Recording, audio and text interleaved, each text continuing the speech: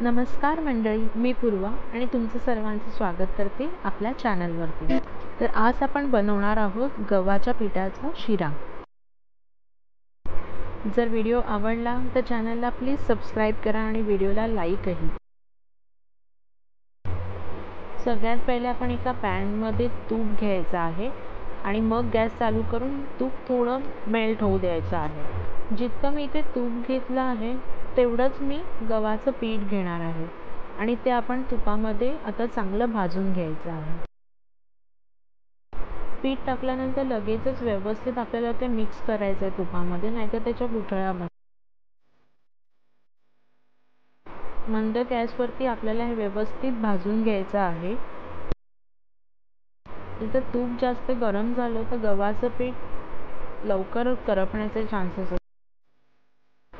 जसं ते गरम होत जाईल तसं ते साधारण घट्ट होत जातं। घट्टपेक्षा पण जास्त ते फेसाळ होत जातं। पीठ साधारण बिस्किट कलरचं झाल्यानंतर आपण त्यामध्ये साखर मिक्स करणार आहोत। आपल्या पिठाचा इथे बिस्किट कलर आलेला आहे आणि आता त्याचा सुवासही घरभर सुटलेला आहे। तर आपण त्यामध्ये आता जेवढे कप आपण पीठ घेतलं आहे, जसं की मी आता इथे अर्धा कप पीठ घेतलेलं होतं तेवढीच मी साखरही घेणार आहे। तर मी तूप, पीठ आणि साखर या तिघांचेही माप सेम।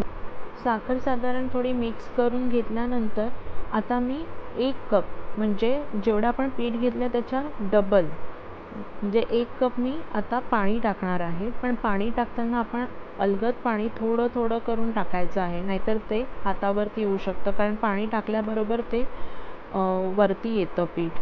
आता बघालच तुम्ही,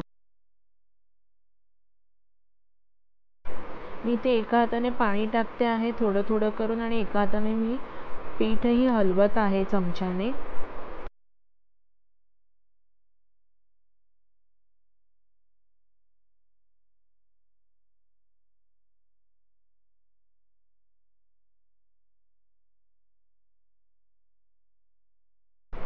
पाणी टाकल्यानंतर तर आपल्याला कंटिन्यूस ते हलवायचं आहे, कारण का इथेच आता त्याच्या गुठळ्या व्हायचे चान्सेस जास्ती आहेत।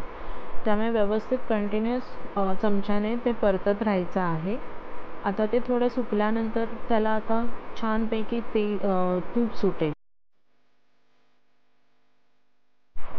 कंटिन्यूस ते पॅनमध्ये आपण परतत राहिल्या कारणाने त्याच्यातलं तूप जे आहे ते तो शिरा सोडेल आणि त्याचा असा एक गोळा तयार होईल।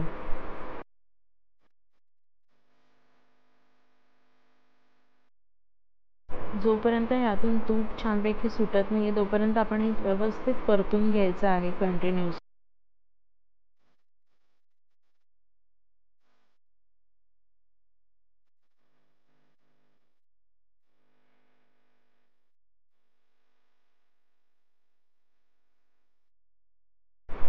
हे पहा, आता साईडने कसं छानपैकी तूप सुटलं आहे।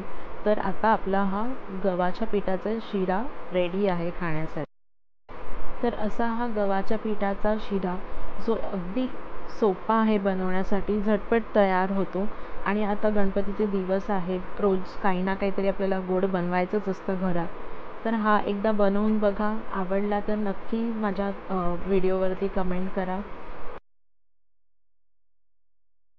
आणि हा व्हिडिओ शेअरही करा आणि जमलंच तर सबस्क्राईब करायला विसरू नका। Thanks for watching.